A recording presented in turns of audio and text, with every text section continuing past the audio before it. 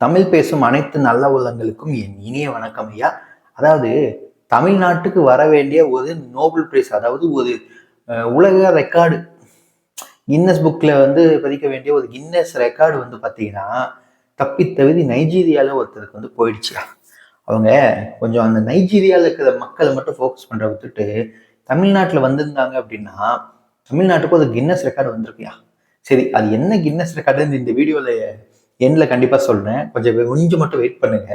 சரி, அதுக்கு முன்னாடி ஸ்ரீ வைகுண்டத்தில் பார்த்தீங்கன்னா, தாவேகா நிர்வாகிகள் 2 பேர் மேலே பாலியல் வன்கொடுமை வழக்கு பதிவு பண்ணியிருக்காங்க.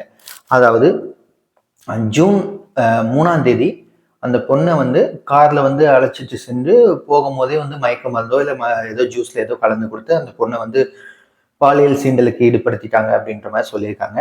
இன்னொன்று, அந்த தாவேக நிர்வாகி கூட பார்த்தீங்கன்னா சரவணன் சொல்லக்கூடிய ஒரு நபர், அதாவது டிவிக்கு எம்எல்ஏ அவர்களும் இந்த விஷயத்துக்கு அவருக்கும் இந்த விஷயம் தெரிஞ்சிருக்கு அப்படின்ற மாதிரி சொல்லிட்டு இருக்காங்க. இன்னொன்று என்னன்னா, அந்த பொண்ணு என்ன சொல்லுதுன்னா, இந்த தாவேக எம்எல்ஏவும் தான் சொன்னாது இந்த மாதிரி அவங்க கூட போங்க அப்படின்ற மாதிரி சொன்னாதுன்ற மாதிரி ஒரு விஷயத்த சொல்லிட்டு இருக்காங்க. அதுக்கப்புறம் திரும்பியும் 2 நாள் 3 நாள் கழிச்சு விசாரிக்கும் போது எதுவும் நடக்கல அப்படின்ற மாதிரி வேற ஒரு பொண்ணு சொல்றாங்க. எனக்கு இந்த பொண்ணு கூட இன்னொரு பொண்ணு போயிருந்தாங்க.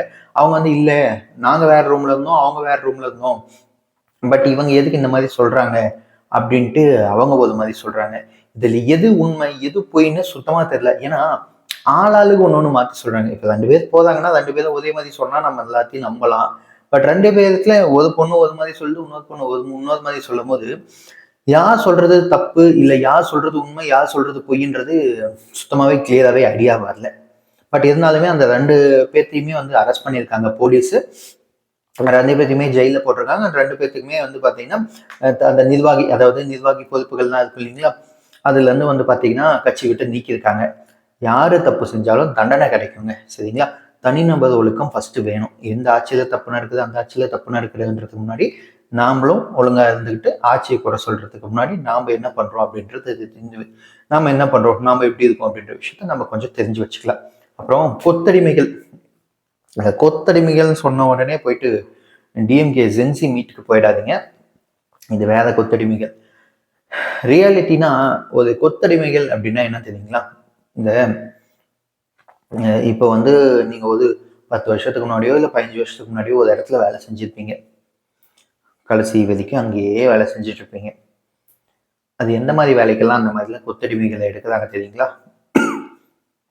செங்கல் சூளையில, ஹாலோ பிளாக் இருக்கிற இடத்துல, இந்த கலவை போடுற இடத்துல, அதெல்லாம் எப்படின்னா பிறந்தப்ப சாவது வரைக்கும் உனக்கு வாழ்நாள் இங்கே தான், சரியா. வாழ்நாள் இங்கே தான், நீ செத்தாலும் இங்கே தான், எங்கேயுமே போகக்கூடாது. நீ வாங்கின கடத்துக்கு நீ எவ்வளோக்கு எவ்வளோ கடன் வாங்கினியோ அதுக்கெல்லாம் நீ அடைக்கணும். வாழ்நாள் ஃபுல்லாக எங்களுக்கு வேலை செஞ்சு தரதான் உன் வேலையே அப்படின்றது தான் அங்கே கொத்தடிமை எண்ணுவாங்க. அந்த மாதிரி சிலர் இப்போதைக்கு மீட்டிருக்காங்க.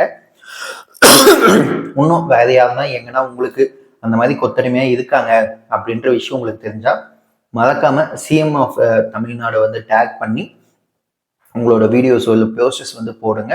உங்களுக்கு தெரிஞ்சவங்க யாரும் அந்த மாதிரி சூழ்நிலை மாட்டிட்டு இருக்காங்க அப்படின்ற பட்சத்தில் அதையுமே கொஞ்சம் உங்க சைட்ல இருந்து ஹெல்ப் பண்ணிட்டாங்க, சரிங்களா. அப்புறம் இன்னொன்று விஷயத்த டிவிக்கு எம்எல்ஏ ஒருத்தர் செஞ்சிருக்காரு. அதாவது அவரோட பெண் குழந்தை பார்த்தீங்கன்னா, பெண் பிள்ளை பார்த்தீங்கன்னா 6th ஸ்டாண்டர்ட் படிக்க போறாங்க. அவங்கள கவர்மெண்ட் ஸ்கூல்ல போய் சேர்த்திருக்கா அப்படிங்க.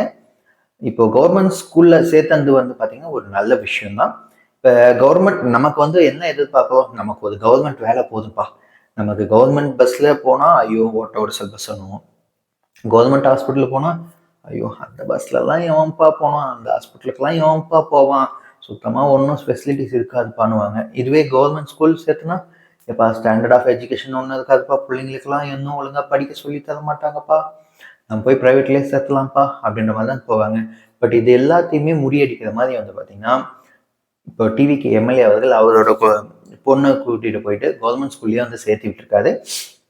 ஃபியூச்சரில் ஒரு சட்டம் வந்தாலும் வரலாம். அதாவது எல்லாருமே உங்களோட ஸ்டூடெண்ட்ஸ், உங்களோட குழந்தைங்களை கவர்மெண்ட் ஸ்கூலில் சேர்த்துனீங்கன்னா உங்களுக்கு இன்னும் நிறைய ஃபெசிலிட்டிஸ் வரும். இல்லை இப்போ முன்னுரிமை கொடுக்க போகிறோம். இப்போ நீங்கள் ஒரு கவர்மெண்ட் எக்ஸாம் எழுதுறீங்க, கவர்மெண்ட் வேலை மட்டும் வேணும், ஆனால் கவர்மெண்ட் ஸ்கூலில் படிக்க மாட்டீங்க. சரி, இந்த முன்னுரிமை கொடுக்கப்படும். இப்போ நீங்கள் ஒரு கவர்மெண்ட் ஸ்கூலில் தான் படிச்சிருக்கீங்க, நீங்கள் படித்து தான் மேலே வந்திருக்கீங்க அப்படின்னா, இப்போ நீங்கள் கவர்மெண்ட் எக்ஸாம் எடுக்குறீங்கன்னா இன்னும் ஒரு 5 மார்க்ஸோ இல்லை 10 மார்க்ஸோ சேர்த்து தருவோம். உங்களுக்கு வந்து முன்னுரிமை கொடுக்கப்படும் அப்படின்ற மாதிரி எதனா ரூல்ஸ் கொண்டு வாங்க. அந்த மாதிரிலாம் எதாவது ரூல்ஸ் கொண்டு வந்தீங்கன்னு வச்சுக்கோங்க, கண்டிப்பா உங்களுக்கு வந்து பாத்தீங்கன்னா நிறைய பெருவிதமாக தான் எடுத்துப்பாங்க. நிறைய வந்து பாத்தீங்கன்னா உங்களுக்கு வந்து லைக் இப்போ கவர்மெண்ட் ஸ்கூலுக்கு இன்னும் கொஞ்சம் ஆர்வம் காட்டுவாங்க எல்லாருமே. அப்புறம் ஒரு மினிஸ்டர் கூட அவங்களோட அப்பாவை கூட்டிட்டு போயிட்டு கவர்மெண்ட் ஹாஸ்பிட்டல் வந்து செக்அப் பண்ணியிருக்காரு. ஸோ இதெல்லாம் வந்து இன்னும் கொஞ்சம் ஃபெசிலிட்டிஸ் வந்து இம்ப்ரூவ் ஆகணும். அப்புறம் வந்து இன்னைக்கு ஒருத்தர் வந்து வீடியோ போட்டிருந்தாரு. அதாவது கவர்மெண்ட் ஹாஸ்பிட்டல்ல ஏதோ ஒரு ஷீட் மாதிரி போட்டு தராங்களாம். இந்த மாதிரி இந்த ஒரு ஷீட்டை வச்சுட்டு நீங்க எந்த ஹாஸ்பிட்டல் வேணாலும், எந்த கவர்மெண்ட் ஹாஸ்பிட்டல் வேணாலும் போயிட்டு நீங்க செக் பண்ணிக்கலாம். உங்களுக்கு என்ன ப்ராப்ளம் இருக்குன்ட்டு எல்லாமே வந்து ஃபில் பண்ணி தரும். அதாவது பிரைவேட் ஹாஸ்பிட்டல்லாம் பண்ணுவாங்க பாருங்க, எப்போ போனாலும் ஒரு அட்டையை ஒன்று போட்டு தருவாங்க இல்லையா, அதே மாதிரி ப்ராசஸ் வந்து இப்போ கவர்மெண்ட் ஹாஸ்பிட்டலில் ஸ்டார்ட் பண்ணியிருக்காங்களாம். இன்னொன்று, அங்க எந்தெந்த டியூட்டி டாக்டர்ஸ் இருக்காங்க அப்படின்ற நேம் லிஸ்ட்ல வந்து எழுதி வச்சிருக்காங்களாம். ஸோ இதெல்லாமே ஒரு இம்பார்ட்டண்ட்டான ஒரு விஷயம் தான், ஒரு சின்ன மாற்றம்னு வச்சுக்கலாமே. அப்புறம் டிஎம்கேக்குள்ளேயே வந்து பார்த்தீங்கன்னா பயங்கரமான சண்டை போயிட்டு இருக்காங்க. அது எதுக்கு அப்படின்னா, துரைமுருகன் அவர்கள் வயசாயிடுச்சு, நான் வந்து கட்சியிலேருந்து போறேன், கட்சியிலேருந்து தான் பொறுப்புலேருந்து போறேன்ட்டு பொதுச் செயலாளர் பொறுப்புலேருந்து விலகிட்டாருங்க, வெளியே வந்துட்டாரு. இப்போ யார் இப்போ பொதுச் செயலாளராக இருக்கலாம் அப்படின்றது தான் அங்கே மேட்ரு.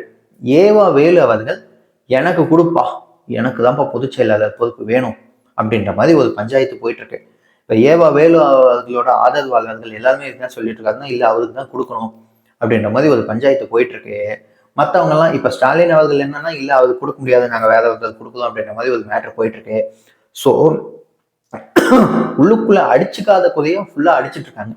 இதுல வேற நிறைய பேர் நான் ராஜினாமா பண்றேன்.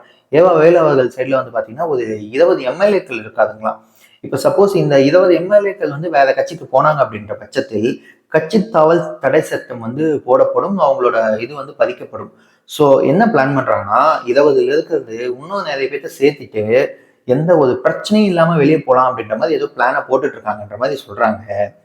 இது மட்டும் இல்லாம ஏவாவேல் என்ன சொல்றாருன்னா, நான் வந்து பல கோடி ரூபாய் இந்த எலெக்ஷனுக்காக செலவு பண்ணியிருக்கேன். ஸோ எனக்கு தான் அந்த பொதுச் செயலாளர் பொறுப்பு வேணும் அப்படின்ற மாதிரி வந்து சொல்லிட்டு இருக்காங்களாம். ஸோ டிஎம்கேக்குள்ளேயே ஒரு பொழந்துட்டு இருக்கு, பிரச்சனைக்கு மேல பிரச்சனையா போயிட்டு இருக்கு.